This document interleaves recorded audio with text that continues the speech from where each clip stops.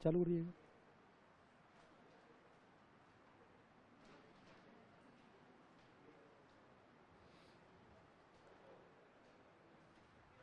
हाँ जी, नमस्कार। कैसे हो गुरुजी? बढ़िया, सब सही है? धूप कम थोड़ी पड़ रही है?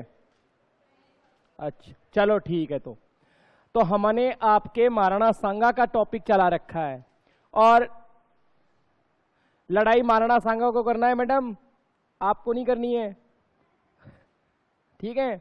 और महाराणा सांगा के पक्ष की तरफ से कौन कौन शामिल हो रहा है, हमें उन शासकों के नाम लिखने हैं। कुछ एक शासकों के तो हमने आपके नाम लिख भी लिए हैं, 11 लिख लिए। अरे वाह, चलो तो बिना देखे बता दोगे क्या? प्राण निकल जाए। ये देखिए खानवा का युद्ध, और ये रही इसकी डेट 1527, और किस किस के बीच में हो रहा है ये आपके? राणा सांगा और बाबर। अच्छा, परिणाम क्या निकला सर? कि बाबर विजयी रहा है। हाँ सर, बाबर जीत गया, आप सही कह रहे हैं बिल्कुल। तो हमने सांगा की तरफ से भाग लेने वाले राजाओं के नाम लिख रहे हैं आपके, और सांगा ने राजपूत शासकों को अपनी तरफ से युद्ध में भाग लेने के लिए एक निमंत्रण पत्र भेजा था। पाती परवेन लिखवा दिया मैं। अच्छा, कितने राजाओं के नाम हमने लिख लिए हैं? 11 के। आप बताना, इसमें आमेर का पृथ्वीराज कछवाहा आ गया क्या? मारवाड़ का राव मालदेव आ गया क्या? आ गया। चंदेरी का मेदिनी राय नहीं आया, कोई बात नहीं, आ जाएगा, घबराओ मत, ठीक है? महमूद खां लोधी हो गया, हसन खां मेवाती हो गया, अशोक परमार हो गया, हो गया? हाँ जी। राव सलहदी तंवर, हाँ जी। अच्छा, झाला अज्जा एंड सज्जा दोनों आ चुके हैं। राय सीन, सीन सीन, हाँ, न से नल वाला है ना, वो सीन रहेगा इसमें। हाँ गुरुजी, कोई प्रश्न है आपका? अच्छा चलो, तो फिर आगे लिखो बाप, शासकों के ही नाम लिखने। अच्छा, सलुम्बर का रतन सिंह चूड़ावत आया कि नहीं आया? ले लो इसी को, सलुम्बर का रतन सिंह चूड़ावत, सलुम्बर का रतन सिंह चूड़ावत।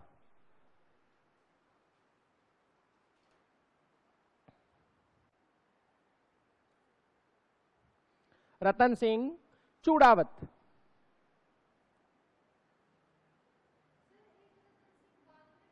हाँ, चूड़ावत मांग्यो रे सेनानी, सरकाट दियो सत्राणी, वो वाले। हाँ, अभी आपको इससे जुड़ी हुई बात बताते हैं, सुनना चाहेंगे आप सब? धन्यवाद। अब आप सुनना शुरू करें। बात ऐसी है कि महाराणा लाखा हुए और लिख के बताऊं, कहीं आपके ध्यान से मिसमैच हो जाए। ये महाराणा लाखा, और लाखा के ऑलरेडी एक लड़का बता रखा है आपको, कुंवर चूड़ा, जिसे इतिहास में मेवाड़ का भीष्म पितामह भी कहा जाता है। मेवाड़ का भीष्म पितामह। अब ये तो आप जानते होंगे कि भीष्म पितामह कौन था। हाँ, कि कोई आदमी रहा होगा। हाँ जी, कौन था? हाँ जी, महाभारत में थे, दुर्योधन के। अच्छा, वो। और क्या जानते हैं आप इनके बारे में? इन्होंने शादी नहीं की साहब, मतलब आजीवन ब्रह्मचर्य का पालन किया है। बहुत अच्छी बात है। और क्या जानते हैं आप इनके बारे में? हाँ जी। अच्छा, इच्छा अनुसार मृत्यु का वरदान था। अरे वाह, क्या जानकारी है, बहुत अद्भुत। सर देखिए, आजीवन ब्रह्मचर्य का तो पालन पता नहीं कितने ने किया होगा, लेकिन इनको इच्छा मृत्यु का वरदान इसलिए मिला था क्योंकि इन्होंने अपने पिता के विवाह के लिए कसम खाई थी कि मैं कभी भी ना तो विवाह करूंगा ना गद्दी पर बैठूंगा, और हमेशा उसके प्रति वफादार रहूंगा जो गद्दी पर बैठेगा। इसलिए महाभारत के युद्ध में इन्होंने दुर्योधन का पक्ष लिया था, क्योंकि ये गद्दी को रिप्रेजेंट करते हैं। और इनके पिताश्री ने ये कहा था कि आपको इच्छा मृत्यु का वरदान है, इसका मतलब जब तक आप चाहोगे नहीं तब तक आप मरोगे नहीं, बूढ़े भले ही हो जाओगे। ठीक है, मतलब शादी की कोई बात फंस रही होगी इसके साथ भी, और गद्दी छुड़वानी है इसको, इसीलिए तो कहेंगे इसको, या ऐसे ही कह देंगे। तो आपको बताया था कि महाराणा लाखा को एक बहुत अच्छा शौक था, आपके बताया था। अब दो पूछो मैडम आप।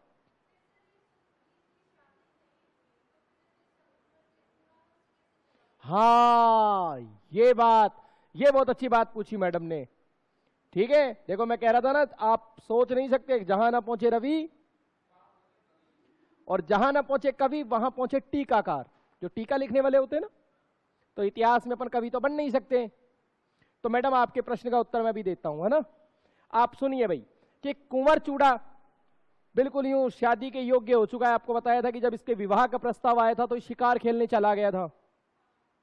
उस दिन बात चल रही थी, मैं यहां खड़ा था, वहां बैठे थे, आई याद आई। हाँ, अच्छा। महाराणा लाखा के पास में मारवाड़ से रणमल अपनी बहन हंसाबाई, आया कुछ याद? चलो बहुत अच्छी बात है। हंसाबाई के विवाह का नारियल किसके नाम पर आया है? कुंवर चूड़ा के नाम पर, लेकिन ये एब्सेंट है। और ये भाई साहब अफीम की पिनक में बैठे हुए हैं, फुल टॉन में, समझ गए। दोनों में वार्तालाप हुई तो इन्होंने कह दिया भाई अगर आप राजी हो तो हम विवाह कर लेंगे। अब कहते हैं उस समय इसकी आयु 60+ थी, जिस एज में राजस्थान सरकार वर्तमान में पेंशन देने जा रही है उस एज में भाई साहब ने विवाह करने की तैयारी कर ली है, समझ गए। तो यहां पर राजस्थान का प्रथम सशर्त विवाह दिखाई देता है आपको, कंडीशनल मैरिज, प्रथम सशर्त विवाह। सशर्त का मतलब शर्त के साथ में, और शर्त क्या है कि भाई इनके विवाह से जिस बालक का जन्म होगा वही गद्दी पर बैठेगा। अब गद्दी पर वो तो बैठ जाएगा, लेकिन इसका क्या होगा? इसको भी तो कुछ मिलना चाहिए ना। जब ये आया, इसको कहा, इसने कहा ठीक है बे कर लो शादी, कोई बात नहीं, हम नहीं करेंगे, नहीं बैठेंगे गद्दी पर। लेकिन इसने शादी तो की है, केवल गद्दी पर नहीं बैठा है, शादी की है इसने। और इसको एक जागीर दी गई, कहां की? सलूम्बर की। और इसीलिए इसके वंशज क्या कहलाएंगे? चूड़ावत।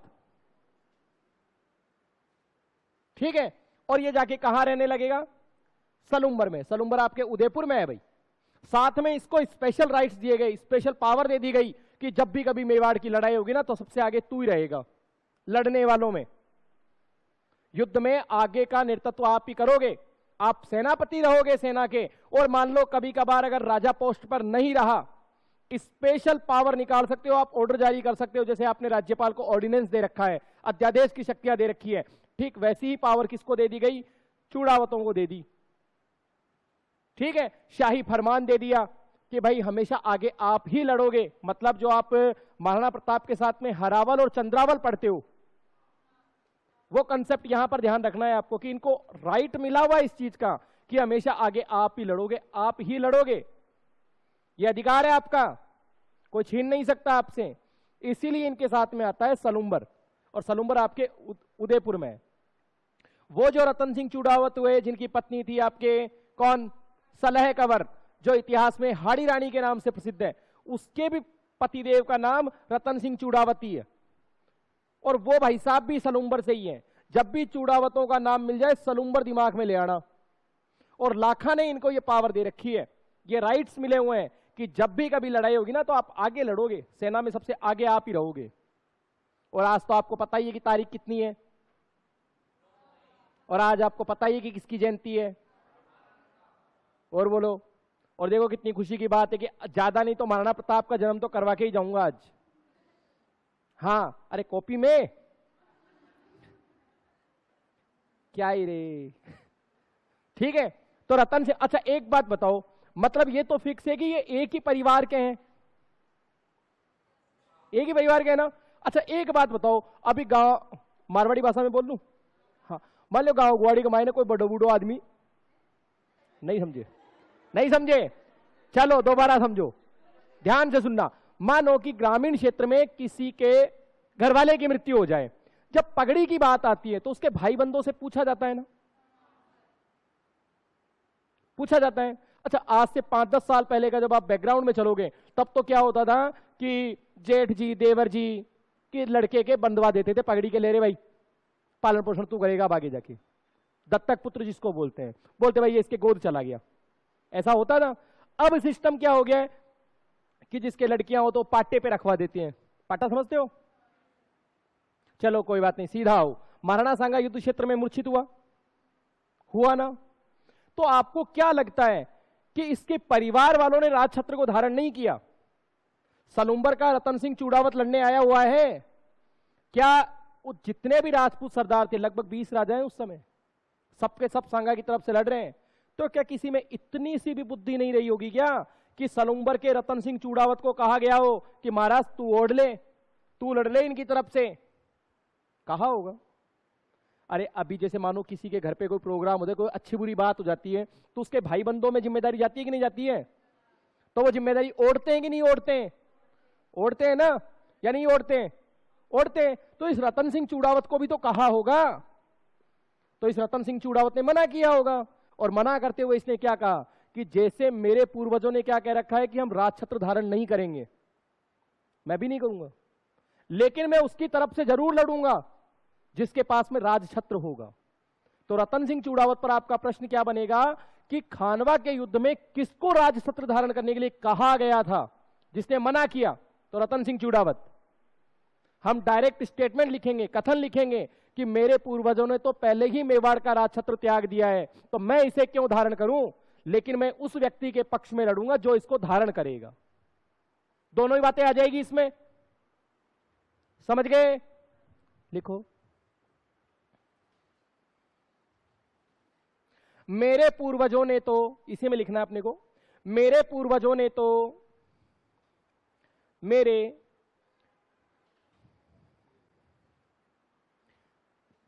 मेरे पूर्वजों ने तो पहले ही मेवाड़ का राजछत्र त्याग दिया था। राजछत्र, सिंहासन, गद्दी, राजछत्र त्याग दिया था, तो भला मैं क्यों धारण करूं? तो भला मैं क्यों इसे धारण करूं?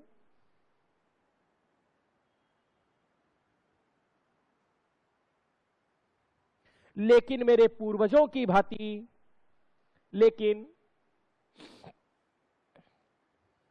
मेरे पूर्वजों की भांति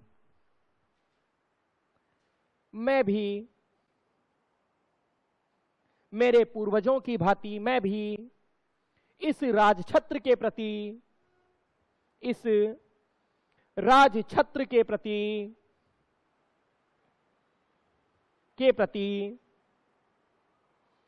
सदा वफादार रहूंगा।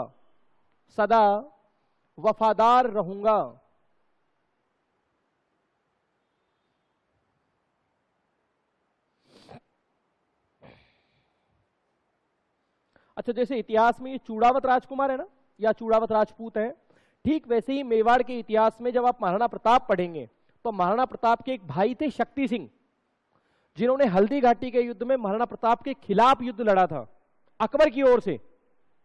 लेकिन आप जानते हैं, चाहे हम हमारे भाई को कितना ही अच्छा और कितना ही बुरा कूट लें, खुद दूसरे को ना तो कूटने देते हैं ना हाथ लगाने देते हैं। सच्ची बात है ना, चाहे खुद तो घर में कैसे ही दबोच लें उसको, लेकिन बाहरी व्यक्ति का हस्तक्षेप उसमें स्वीकार नहीं है। तो हल्दी घाटी युद्ध में जब दोनों भाइयों का मिलन हुआ था, तब से ही शक्ति सिंह महाराणा प्रताप के सहयोगी बन गए, और शक्ति सिंह के वंशज कहलाए शक्तावत। तो मेवाड़ में 2 राजपूत बनेंगे, शक्तावत जो शक्ति सिंह के वंशज चलेंगे, और एक रहेंगे चूड़ावत जो चूड़ा के वंशज रहेंगे। ठीक है? सच में ठीक है भाई, है ना? आप लोग इतने सीरियस कैसे हो भाई? पेपर कल नहीं है। हाँ, बी हैप्पी, अभी टाइम है हमारे पास में, ठीक है। और आप लोगों ने तो सबसे पहले तैयारी शुरू की है, इसका मतलब आप सबसे आगे हो। अब देखो, सरकार से बातचीत हो तो बता सकता हूं।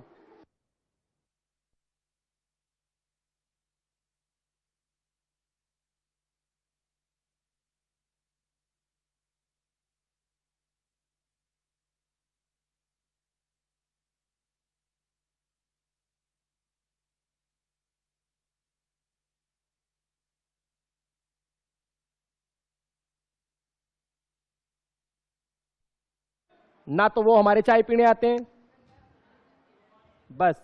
बाकी हाँ, ये है कि सुनने में ये आ रहा है कि शायद इलेक्शन ईयर है, तो हो सकता है कि शायद आपकी भर्ती इस साल फॉर्म वगैरह भरवा दें। 2000।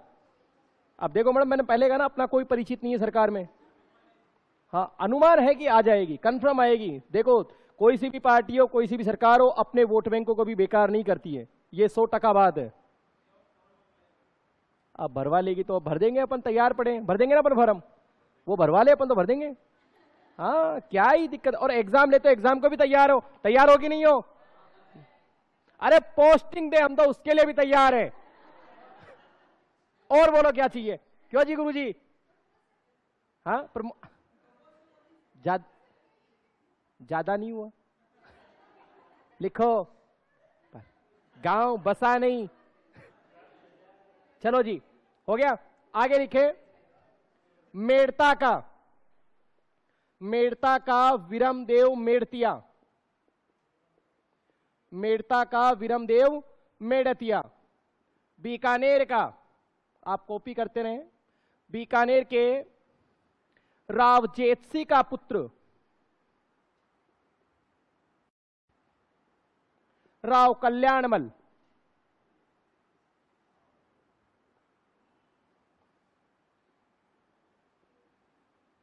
चंदावर का उदयभान एवं माणिक चंद चौहान।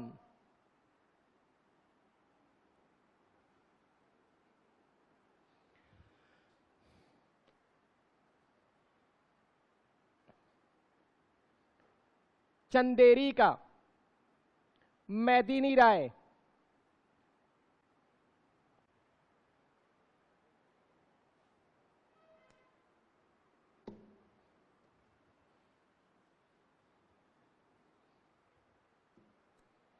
मैदिनी राय।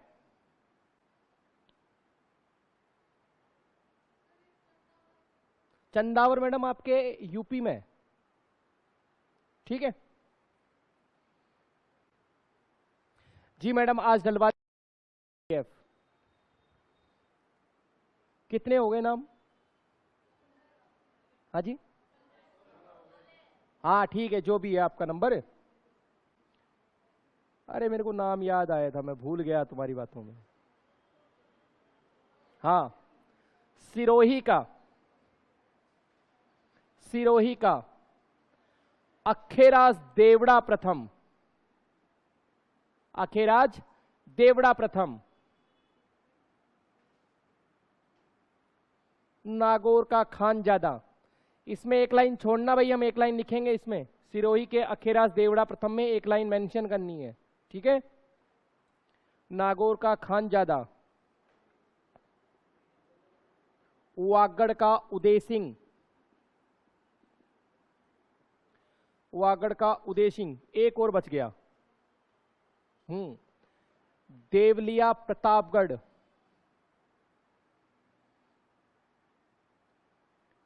देवलिया प्रतापगढ़ का क्या नाम है?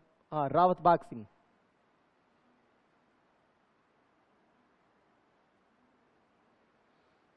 प्रमोशन में तो मैडम ऐसा है कि आपकी भर्ती जब होगी ना, उसके कम से कम 15 साल तक भूल जाना प्रमोशन को, क्योंकि इतने लेक्चरर तो आज की तारीख में है जब प्रमोशन की लाइन में खड़े हैं।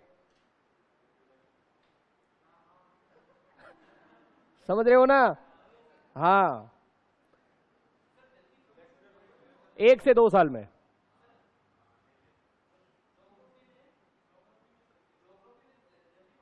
ऐसा कुछ नहीं है, किसी भी गलतफहमी का शिकार मत रहो। ऐसा होता है आरपीएससी की जो कट ऑफ निकलती है ना, कट ऑफ मार्क्स के अकॉर्डिंग उस भर्ती को उठाया जाता है, पर्टिकुलर सब्जेक्ट को कभी नहीं उठाते हैं, ठीक है। और ये डिपेंड करता है कि कट ऑफ किस सब्जेक्ट की कितनी ज्यादा जा रही है, हाईएस्ट जिसकी जाती है उसमें से उठाते हैं, समझदार हो। ज्योग्राफी की कितनी जाती है बताने की आवश्यकता नहीं है, ठीक है। जो आरपीएससी के रूल्स हैं उसके अनुसार बता रहा हूं मैं आपको। कहा ना, तो रैंक पर्टिकुलर वो थोड़ी आएगी, वो तो सब्जेक्ट में निकलेगी, ठीक है। कोई दिक्कत नहीं हुई। अब इसमें एक लाइन लिख लो, एक लाइन की जगह छोड़ रखी है ना हमने, लिखें तेज गति से आक्रमण, तेज गति से आक्रमण करने के कारण, तेज गति से आक्रमण करने के कारण इसे उड़ाना अखेराज भी कहा जाता है। उड़ाना अखेराज भी कहा जाता है। तो एक तो आया था उड़ाना राजकुमार, आया था क्या, कि घोड़े की 4 टापें, 1 2 3 4, और छोरा चित्तौड़ से बाहर। हाँ, और घोड़े का नाम क्या है उसके, साहड़, ठीक है। उड़ाना अखेराज, कोई दिक्कत नहीं। ये तो हो गए इसकी तरफ से भाग लेने वाले। अब देखो 20 हो गए ना पूरे, हाँ बस, तो कुछ नहीं बचे। अब देखो कुछ फैक्ट्स है जिनकी हम बात करें। देखिए, पहला तो कि सेना का अनुपात क्या था, कि दोनों की सेना का अनुपात हमें एक इतिहासकार बताते हैं जिनका नाम है A.L. श्रीवास्तव, आशीर्वादी लाल श्रीवास्तव।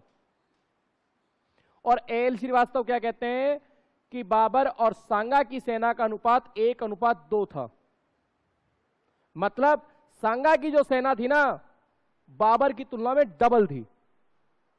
अगर इसके 10,000 थे तो इसके 20,000 थे। तो कई बार तो आपसे सेना का अनुपात भी पूछता है, और ये बता कौन रहा है आपके, A.L. श्रीवास्तव, ठीक है। अब युद्ध के दौरान राजछत्र किसने धारण किया, ये भी बता दिया आपको। संधि प्रस्ताव किसके माध्यम से भेजा, ये भी बता दिया आपको। किसके कारण से असफल रहा, ये भी बता दिया आपको, बता रखा है ना। अब तो डायरेक्ट लड़वा देते हैं, बस लड़वा दो। इधर तोप का गोला, मतलब इन भाई साहब के पास में एक तो क्या है, तोप खाना है, ठीक है। अच्छा, अपने दिमाग पर जोर डालना, ज्यादा मत डालना, छोटी नस होती है ना। और ये बताना कि क्या इससे पहले भी राजस्थान के किसी युद्ध में तोप का प्रयोग हुआ था क्या, फर्स्ट बार था। मतलब अब देखो अपन क्या कहते हैं, अरे ये पर्सन तो पहली बार आया, आज तक कहीं पढ़ा ही नहीं। अरे पढ़ा क्या नहीं, दिमाग को काम में नहीं लिया महाराज। कि राजस्थान का ऐसा कौन सा युद्ध है जिसमें पहली बार तोपों का प्रयोग किया गया, ये खानवा का युद्ध। सिर्फ आपको अपने दिमाग को काम में लेना है, जबकि हमारी आदत क्या है, जो लिखवा दिया ना बस ये भगवत गीता है, इससे बाहर कुछ आना नहीं चाहिए। इससे बाहर आया तो क्या कहेंगे, देख वो गुरुजी बोलते थे ना, एक ही नहीं आया इसमें से तो।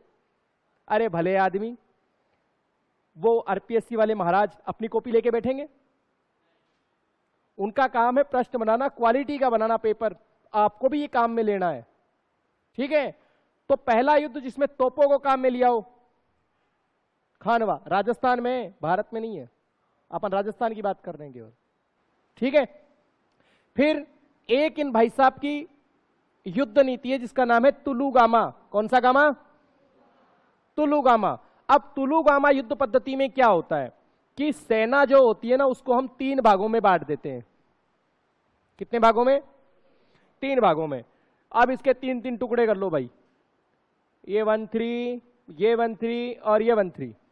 स्टार्टिंग वालों को तो लड़वा देगा ये, इनको कहेगा कि तुम इनको पीछे से जाके घेर लो, थोड़े से हैं लेकिन अक्ल देखो तुम, और इनको कि थोड़े से तो तुम रेस्ट करो और इनकी सहायता के लिए जाओ, और थोड़े से इनकी सहायता के लिए जाओ।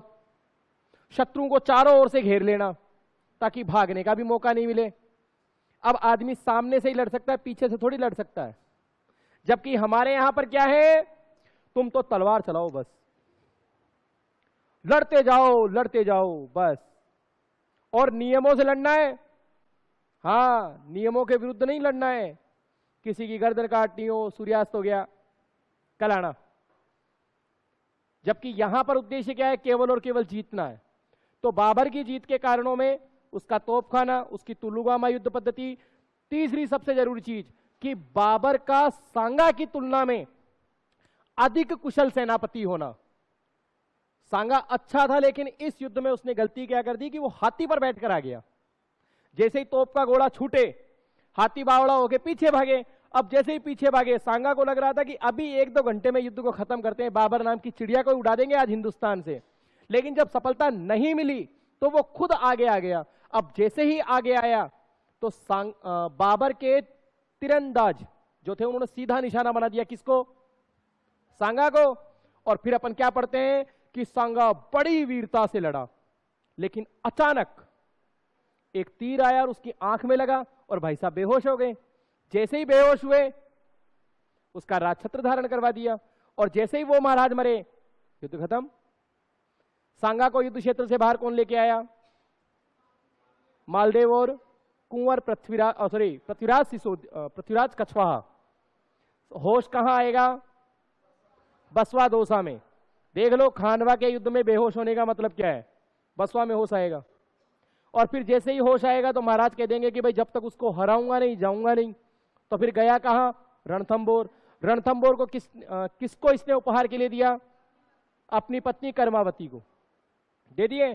फिर यहां से जैसे ही इसको पता चला कि बाबर किस पर हमला करने जा रहा है, जनवरी 1528 में, तो इसने अपना शिविर कहां लगा दिया? इरीच के मैदान में।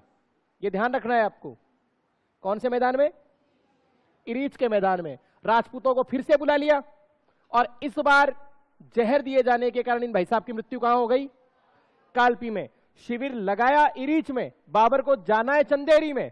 देखो इतिहास के विद्यार्थियों ने कितनी समस्या है। डायरेक्ट यहीं लगा देता तो एक ही लाइन याद करनी पड़ती, वह चंदेरी में शिविर लगाया, यहीं पर जहर दिया और यहीं पर मरा। लेकिन देखो कितनी समस्या है। होश आया दौसा में, रणथंबोर गया, फिर इरीच के मैदान में चला गया, फिर इसको जहर दिया तो मरा कालपी में। अंतिम संस्कार मांडरगढ़ में, एमपी में ही है। हाँ, कालपी भी एमपी में ही है। जो अकबर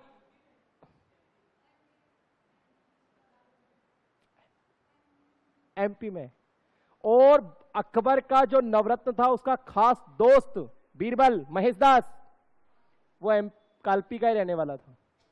ठीक गुरुजी, लिखो। चलो तो बस अब 2-4 लाइनें हैं और लिख लो इनको फिर। हाँ जी मैडम। हाँ, नहीं तो आप तो लिख लो, मैं तो कैसे लिखवा लूंगा। आप तो लिखो। अपने पास पूरे 20 मिनट है। महाराणा प्रताप को आज लाना ही लाना है कॉपी में। जयंती है भाई उसकी, है ना। कहां तक पहुंच गए अपन? ये इनके नाम आ गए सारों के। लिखें आगे। आशीर्वादी लाल श्रीवास्तव के अनुसार या आप लिख लो AL श्रीवास्तव, शॉर्ट में भी लिख सकते हैं ना।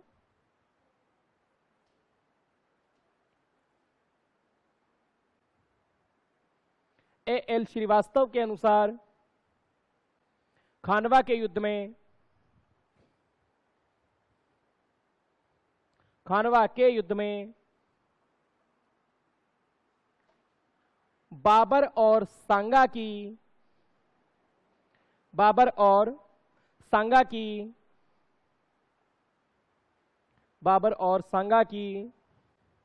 सेना का अनुपात कितना है? 1:2। पहले बाबर का नाम लिखा हुआ है इसलिए 1 है। कहीं प्रश्न में आ जाए सांगा और बाबर की सेना का अनुपात, तो 2:1 हो जाएगा। कहीं आके कहोगे रे वो उस मास्टर ने तो 1:2 लिखवाया है। हाँ ठीक है, 1:2 था। नेक्स्ट लिखें आगे। सांगा की हार के कारण, सांगा की हार के कारण, सांगा की हार के कारण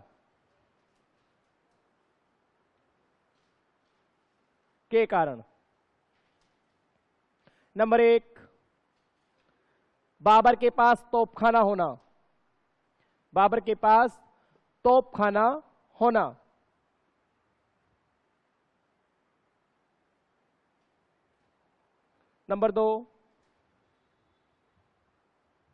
नंबर दो, बाबर की तुलुगामा युद्ध पद्धति।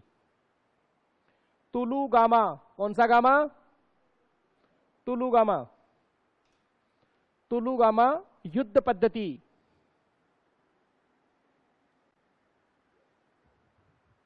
तीसरा लिखो, बाबर की तुलना में,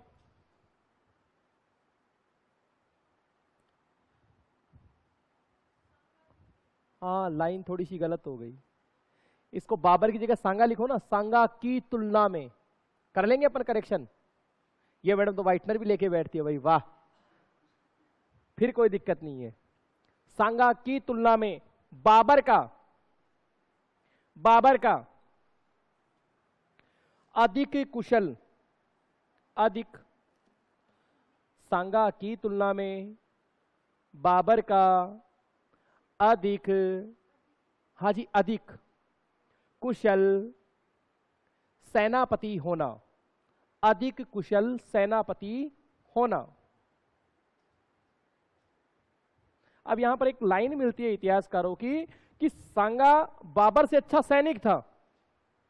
समझना आप कि सांगा बाबर से अच्छा सैनिक था, लेकिन बाबर सांगा से अच्छा सेनापति था। लड़ना और लड़ाना दो अलग अलग गुण होते हैं। सांगा लड़ने में अच्छा था, लेकिन लड़ाने में ज्यादा अच्छा कौन था? नेतृत्व करने में ज्यादा अच्छा कौन था? वो बाबर था। ठीक है, सैनिक दृष्टि से तो ज्यादा अच्छा कौन है आपके? वो सांगा है। लेकिन एज ए सेनापति के रूप में, लीडर के रूप में कौन आएगा आपके? वो बाबर है।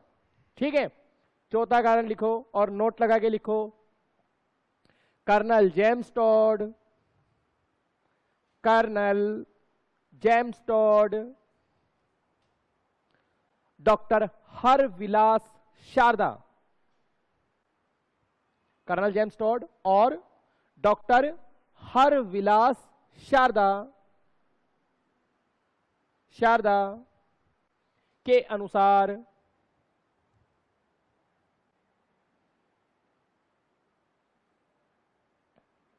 सांगा की हार का, के अनुसार सांगा की हार का मुख्य कारण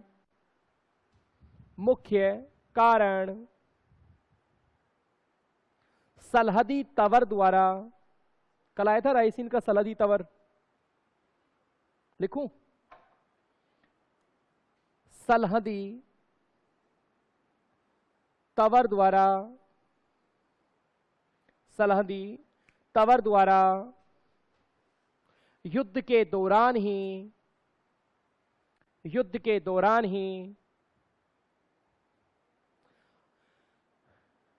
28,000 सैनिकों के साथ 28,000 सैनिकों के साथ युद्ध से अलग हो जाना था, युद्ध से अलग हो जाना था।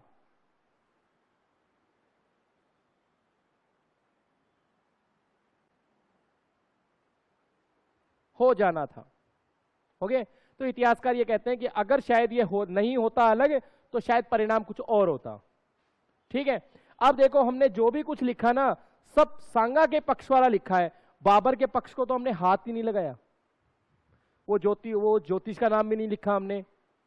बाबर ने क्या नारा दिया, क्या कस्में खिलवाई, कौन सा कर हटाया, क्या उपाधि धारण की, कुछ भी नहीं लिखा ना। अब लिखो, काबुल के ज्योतिष मोहम्मद शरीफ ने, काबुल के ज्योतिष मोहम्मद शरीफ ने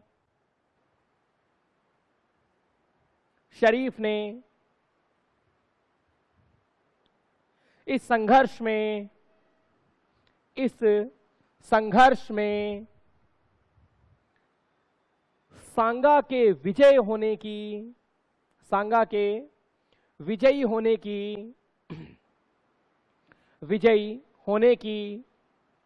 भविष्यवाणी की थी। सांगा के विजयी होने की भविष्यवाणी की थी। कर दिया? नेक्स्ट अगली लाइन लिखिए आप, खानवा युद्ध से पूर्व, खानवा युद्ध से पूर्व बाबर ने सैनिकों में